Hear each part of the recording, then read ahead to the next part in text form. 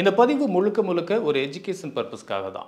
இந்த நிகழ்ச்சியில பங்கு சந்தை ஆலோசகர் சொல்ற கருத்துக்கள் பங்குகள் பற்றிய ஒரு சிறிய புரிதலுக்காக மட்டும்தான். எந்த ஒரு பங்கு சந்தை ஆலோசகராலையும் 100% மார்க்கெட்டையோ பங்குகளை பற்றியோ கணிக்க முடியாது அப்படிங்கறத மனசுல வச்சுக்கங்க. இந்த நிகழ்ச்சியில சொல்லப்படுற கருத்துக்களை வச்சு ஸ்டாக்ஸை வாங்குறதுக்கோ விற்கிறதுக்கோ தயவு செய்து முயற்சி பண்ணாதீங்க. கனரா பேங்க் ரீசெண்டாக ஸ்பிளிட் பண்ணினதுனால அதனுடைய மொமெண்டம் கொஞ்சம் குறைஞ்சிருக்கு. ஸ்டேட் பேங்க்னு எடுத்துட்டேனாக்கா உங்களுக்கு எந்த திட்டங்கள் எது அறிவித்தாலும் ஓரளவுக்கு ஸ்டேட் பேங்க் நல்ல ஒரு கன்சால்டேஷன் பேஸில் நல்ல ஒரு மொமெண்டம் கொடுத்துக்கிட்டு இருக்குது. யுனைடெட் ஸ்பிரிட்ஸு இப்போ கரண்ட் மார்க்கெட்டு 1581-90 ட்ரேடிங் ஆகிட்டு இருக்கு. சப்போர்ட் அப்படின்னு பார்த்தீங்கன்னா 1530, ரெசிஸ்டன்ஸ் பார்த்தீங்கன்னா 1658. Sector return 34.24 sector return. இதில் இந்த ஸ்டாக் மட்டும் பார்த்தீங்கன்னா 1 இயரில் நீங்கள் நம்ப முடியாது 45.49% கொடுத்துருக்குது 1 இயர் ரிட்டர்ன். இந்த ஆக்சிஸ் பேங்க் பார்த்தீங்கன்னாக்கா நல்ல ஒரு சரிவில் ஒரு சப்போர்ட், தட் இஸ் அந்த இஎம்ஏவையும் பிரேக் ஆகி கீழே வந்திருக்கு. அப்போது இது ஒரு வாங்கிறதுக்கு ஒரு குட் ஆப்பர்ச்சுனிட்டியாக நம்ம எடுத்துக்கலாம். கட்டுமானத்தின் வலிமை, கட்டிடங்களின் பாதுகாப்பு, ஸ்ரீ துர்கா டிஎம்டி கம்பிகள். நியூஸ் கஃபே நேயர்களுக்கு வணக்கம். வரப்போகிற 2025 எந்த மாதிரியான செக்டாரில் இன்வெஸ்ட் பண்ணுறது நல்ல லாபத்தை கொடுக்கும் அப்படின்னு கேட்டு தெரிஞ்சுக்க போகிறோம். அதற்காக wealth management advisor mister Kovai Viswanathan அவர்களை நிகழ்ச்சிக்கு இன்வைட் பண்ணியிருக்கோம். சார் வணக்கம். வணக்கம் கட்பிரியன் சார். வெற்றிகரமாக 2024 2025 தொடர்பு. ஸோ இதுக்கு முன்னாடி பல செக்டாரில் நம்ம இன்வெஸ்ட் பண்ணியிருப்போம், பல ஸ்டாக்ஸில் இன்வெஸ்ட் பண்ணியிருப்போம். ஆனால் 2025 அப்படிங்கிறது என்ன மாதிரியான ஒரு உருவெடுக்க போகுது அப்படின்னு தெரியல. ஸோ வரப்போகிற 2025 என்ன மாதிரியான செக்டார் டெவலப் ஆக போகுது அப்படின்னு எக்ஸ்பர்ட்டை கேட்டுட்டா ஆடியன்ஸ்க்கும் கொஞ்சம் யூஸ்ஃபுல்லாக இருக்குமே அப்படிங்கிறதுக்காக தான் உங்களை இன்றைக்கி இன்வைட் பண்ணேன். 2025 என்ன செக்டாரில் அதிகபட்சமாக கான்சன்ட்ரேட் பண்ணலாம் சார்? இப்போது 4 செக்டாரை என்னுடைய கண்ணோட்டத்தில் சொல்கிறேன். ஒன்று ஃபார்மா செக்டார், ரெண்டாவது கேபிட்டல் குட்ஸ், மூணாவது இந்த பிரவரி சம்மந்தப்பட்ட லார்ஜ் கேப் ஸ்டாக், அதில் மீடியம் ஸ்மால்லாம் உள்ள அதில் லார்ஜ் கேப் இருக்கிற ஸ்டாக். அடுத்தது இப்போ banking sector, private sector bank, public sector bank. Okay, ஜென்ரலாகவே இப்போ ஒரு ஃபார்மா செக்டார் அப்படிங்கிறது எல்லா இயர்லேயுமே ஃபார்மா செக்டார் அப்படிங்கிறது பெஸ்ட்டாக தான் இருக்குது. அதை தாண்டி பேலன்ஸ் இருக்கிற அந்த 3 செக்டாரை சூஸ் பண்ணதுக்கு என்ன ரீசன் சார்? இந்த 2024 பொறுத்த வரலையும் தொழில்நுட்ப ரீதியாக பார்க்குற போது இந்த செக்டாரில் நம்ம ஃபோக்கஸ் பண்ணி நல்ல ஒரு மொமெண்டம் கொடுத்துருக்கு.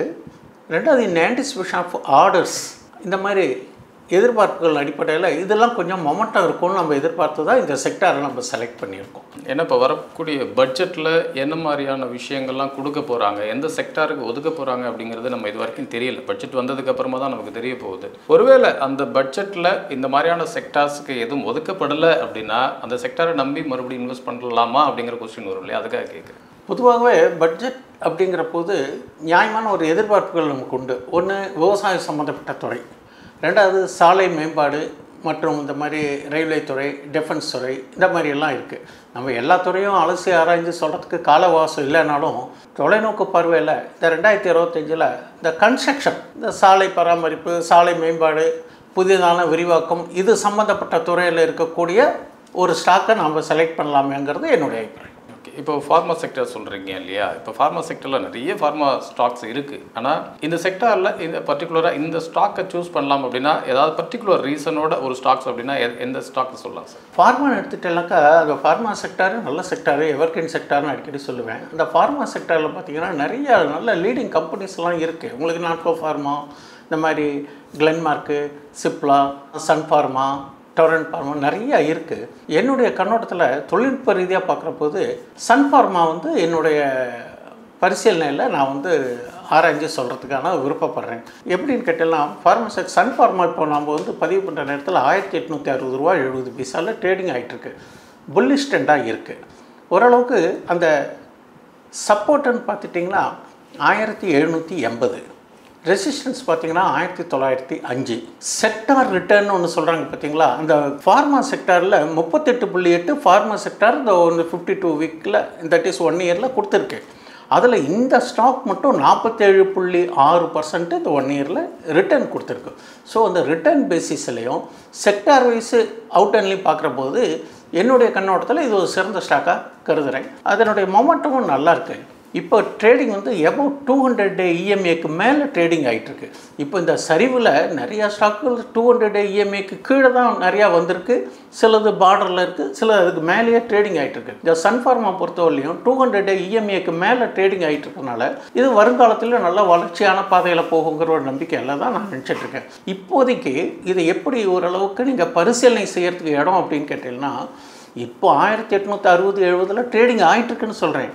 ஆனால் இது 1846 ஹோல்டு பண்ணி அதுக்கு மேலே இருந்தால் நீங்கள் கன்சிடர் பண்ணலாம். அப்போ தான் நீங்கள் கன்சிடர் பண்ண முடியும். அப்போது இந்த சப்போர்ட்டு ரெசிஸ்டன்ஸ்லாம் தொழில்நுட்ப ரீதியாக பார்த்துக்கிட்டு நீங்கள் உங்களுடைய முடிவு செய்யுங்க. கன்ஸ்ட்ரக்ஷன் செக்டாரில் இன்னைக்கு ஒரு ஸ்டாக் சூஸ் பண்ணனா இப்போ கரண்ட்டில் எந்த ஸ்டாக்ஸ் பெட்டராக இருக்கும் சார்? கன்ஸ்ட்ரக்ஷன் செக்டாரில் நிறையா சான்சஸ் இருக்குது. தொலைநோக்கு பரவலாகத்தால் பட்ஜெட்டில் வந்து நம்ம சொன்ன மாதிரி பார்க்குறபோது ஒரு மிகச்சிறந்த ஒரு லார்ஜ் கேப் செக்டார் எல்என்டி கன்ஸ்ட்ரக்ஷனுக்கு இப்போ போன வாரம் கூட ஒரு 7000 கோடிக்கு ஒரு ஆர்டர் கிடச்சிருக்கு. ஃப்ரீக்வெண்ட்டாக ஆர்டர் கிடைக்கிற செக்டாரில் இந்த செக்டாரில் எல்என்டி நல்லா பர்ஃபார்ம் பண்ணக்கூடிய ஸ்டாக், லார்ஜ் கேப் ஸ்டாக்கு. இப்போது நம்ம பதிவு பண்ணுற நேரத்தில் 3620.75 ட்ரேடிங் ஆகிட்டு இருக்குது. ஆனால் இப்போதைக்கு பார்த்தீங்கன்னாக்கா இது கொஞ்சம் பேரிஷ் ட்ரெண்டாக இருக்குது. இன்றைக்கு தேதியில் இது பேரிஷ் ட்ரெண்டு. ஆனால் தொலைநோக்கு பார்வையில் இது ஒரு நல்ல மொமெண்டம் ஸ்டாக்கு. இதுக்கு சப்போர்ட்டுன்னு பார்த்தீங்கன்னா 3600, ரெசிஸ்டன்ஸ்னு பார்த்தீங்கன்னா 3875க்கான வாய்ப்புகள் இருக்குது. இது மொமெண்டம் கொடுக்கும் பட்சத்தில். இந்த செக்டார் ரிட்டர்ன் அப்படின்னு பார்க்குறது பார்த்தீங்கன்னா 36.26. ஆனால் இந்த ஸ்டாக் ரிட்டர்ன் இப்போ சமீபமாக 4% தான் கொடுத்துருக்கு. ஆனால் எதிர்வரும் காலத்தில் இதனுடைய மூமெண்ட்டு நல்லா இருக்குங்கிறது என்னுடைய கருத்து. எபோவ் 200 மூவிங் ஆவரேஜுக்கு மேலே இது இருக்குது. இது 3664.70 ரூபா மேலே போனால் மட்டும் இதை வந்து நீங்கள் பரிசீலனை செய்ய உரிய இடமாக இருக்குங்கிறது என்னுடைய கருத்து. இப்போ அதேமாரி பார்த்தீங்கன்னா அடுத்தது பிரைவேட் செக்டார். இது கொஞ்சம் தள்ளாடக்கூடிய செக்டார் தான். பிரைவேட் செக்டார்னாலே உங்களுக்கு என்ன நீங்கள் புரிஞ்சுப்பீங்க. அது டீட்டெயிலாக சொல்லணும் அவசியம் இல்லை.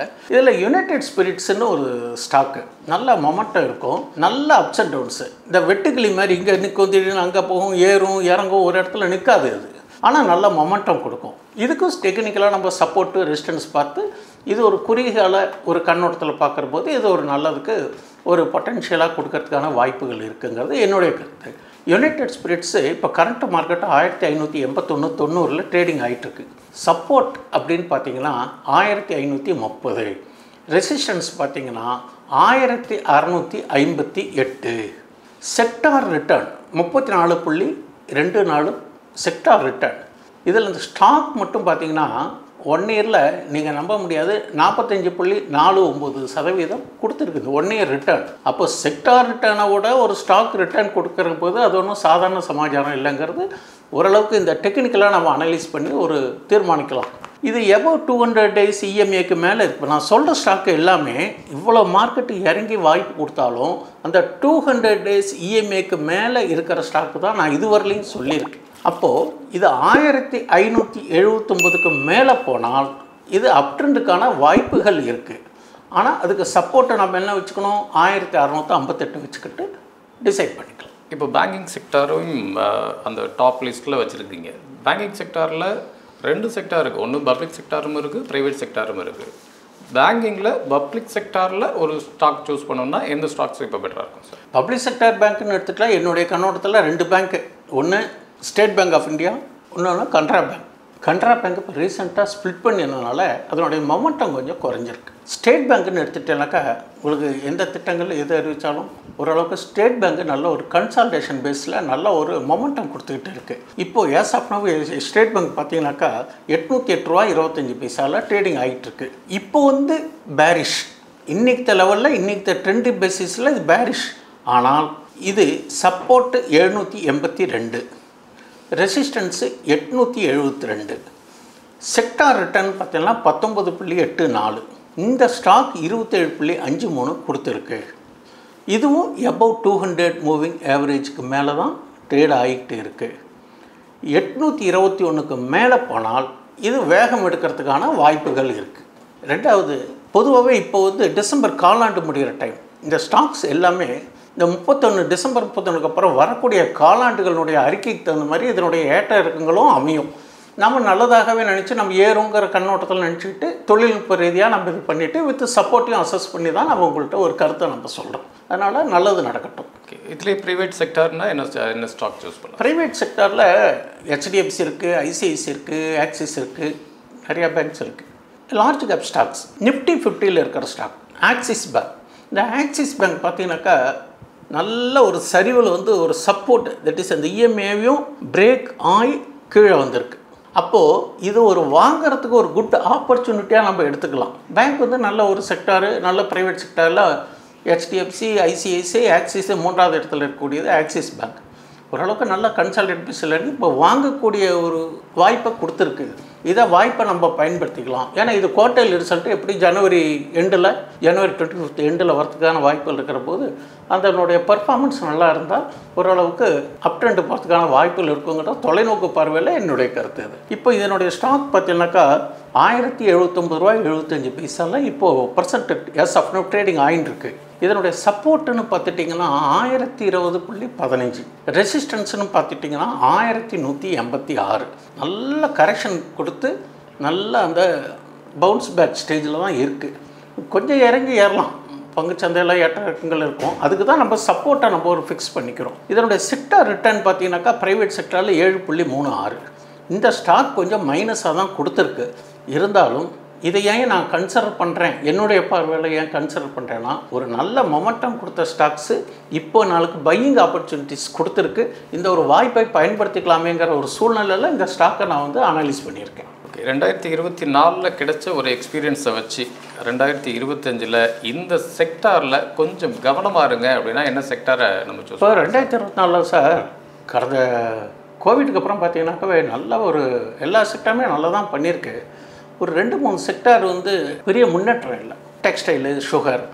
ஆனால் இந்த FMCG செக்டார் நல்லா தான் ஃபங்க்ஷன் ஆகிட்டு இருந்தது. இப்போ இருக்கக்கூடிய கடந்த காலத்தினுடைய இந்த 2024 பார்த்தீங்கன்னாக்கா ஓவராலாக பார்க்குறபோது மற்ற செக்டாரை கம்பேர் பண்ணுறது இது டோட்டலாக 9% சரிவடைஞ்சிருக்கு.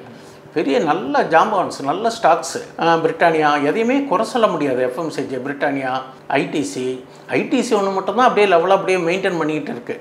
பிரிட்டானியா எல்லா ஸ்டாக்குமே, நெஸ்லே வந்து ஸ்டாக் ஸ்ப்ளிட் பண்ணாங்க எப்போது போன ஜனவரியில். அதுக்கப்புறம் அப்படியே அந்த ஒரு தொய்வு நிலை வந்துட்டு அப்படியே அதை மெயின்டைன் பண்ணிகிட்ருக்கு. இது மாதிரி பார்க்குறபோது டாடா கன்சூமர் எல்லாமே கொஞ்சம் இறங்கி கணிசமாக கீழே இறங்கியிருக்கு. அதனால் அதே மாதிரி ஏஷியன் பெயிண்ட்ஸும் இறங்கியிருக்கு. எல்லாத்தோட இந்த செக்டார் இப்படி தான் இருக்குது அப்படின்னு பார்த்தா வங்கித்துறை பங்குகளில் பார்த்தீங்கன்னாக்கா இண்டஸ்இண்ட் பேங்க் நல்ல அருமையான ஒரு செக்டார்.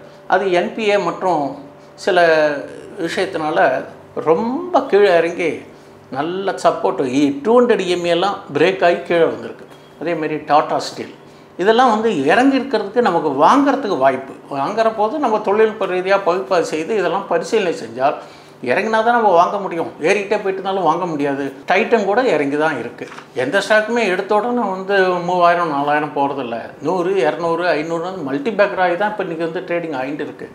அதனால் இப்போ ஸ்டாக்கை செலக்ட் போகுது எது இந்த 200 EMA கிட்ட அல்லது பிரேக் ஆகாமல் அந்த லெவலில் இருக்குன்னா எகைன் அது பவுன்ஸ் பேக்கருக்கான வாய்ப்புகள் இருக்குதுன்னு நினச்சிட்டு பகுதியாகத்தான் நாம் வந்து ஒரு இன்வெஸ்ட்மெண்ட்டு பண்ணணும். தொடர்ந்து ஒரு 2-3 பட்ஜெட்டில் இந்த துறைகளுக்குன்னு எந்த பங்கீடுமே ஒதுக்கலை.